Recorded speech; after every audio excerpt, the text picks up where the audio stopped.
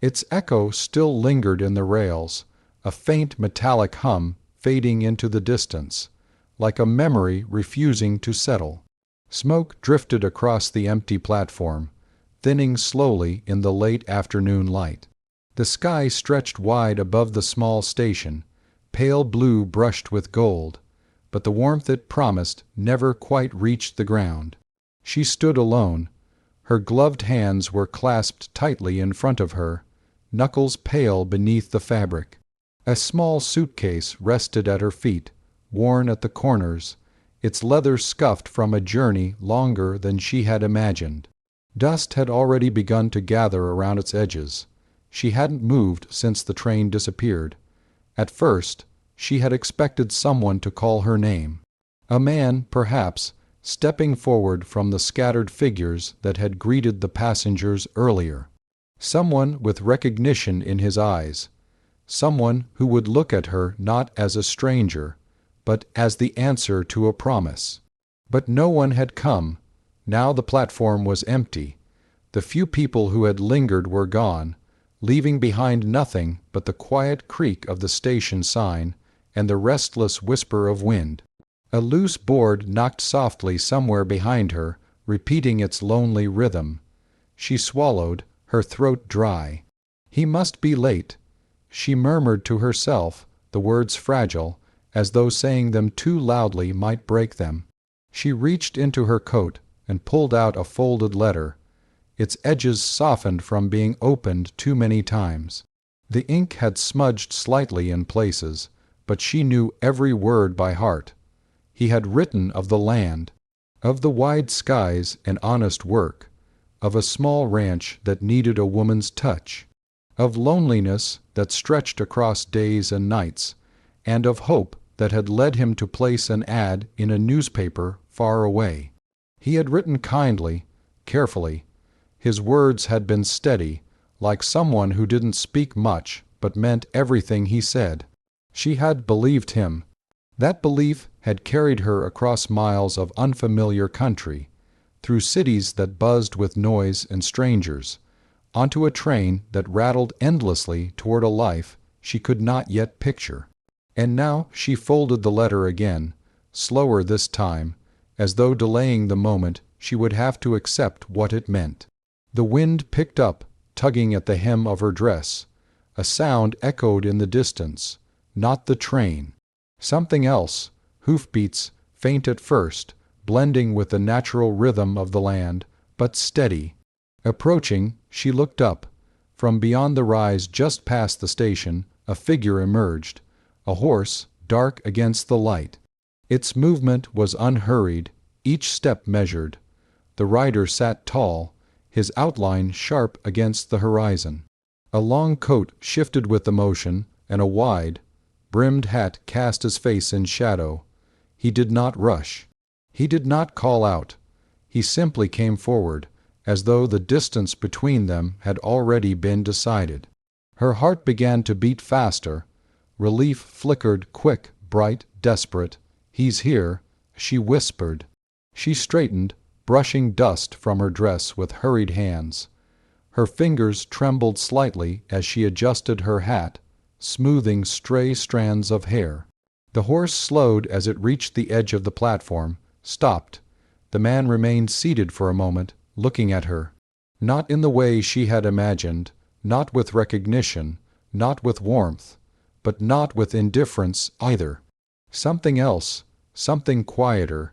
He swung down from the saddle, boots hitting the ground with a dull thud. The horse exhaled softly behind him, shifting its weight. The man stepped closer. Up close, he seemed older than she had expected. Not old, but worn. The lines on his face spoke of sun and wind, of years spent in places where comfort was a distant thought. A faint scar traced along his jaw, disappearing beneath the shadow of his beard. His eyes met hers. They were steady, too steady. "You waiting on someone?" he asked. His voice was low, roughened by disuse, like it had been shaped more by silence than by speech. She nodded quickly. "Yes, I—" Her voice faltered for a moment, then steadied. I'm to be married. He didn't react immediately. Just watched her. She felt suddenly aware of everything. The dust on her shoes, the tension in her posture, the way the empty station stretched behind her like an accusation.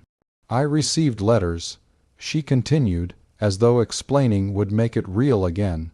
From a man who lives here. He asked me to come. The cowboy's gaze shifted briefly to the tracks, then back to her. What's his name? He asked. She told him. The name seemed to settle heavily between them. The cowboy's jaw tightened, almost imperceptibly. You sure this is the right place? He asked. Yes, she said quickly. This is what he wrote. He said he would meet me here when the train arrived. A pause. Longer this time. The wind moved through again, colder now. He ain't coming, the cowboy said. The words were simple, flat, but they struck harder than anything else could have. She blinked, the meaning struggling to settle. I'm sorry, she said. He ain't coming, he repeated, quieter this time. Her fingers tightened around the letter in her hand. You don't know that, she said, though her voice lacked conviction. He could be delayed. Something may have. He ain't coming, he said again. There was no cruelty in it, no satisfaction, just certainty. She shook her head, a small, desperate motion. No, you're wrong. The cowboy didn't argue. He just stood there, letting the silence fill the space where her hope had been. Tears welled in her eyes before she could stop them. She turned slightly away, pressing her lips together, as though she could hold everything inside by force. I came all this way, she whispered. He wrote to me, he promised. Her voice broke. The cowboy looked at her, something shifting behind his steady gaze. He writes to more than one, he said. She froze. What? She asked, barely audible. He sends letters. The cowboy continued. To women back east, promises the same things.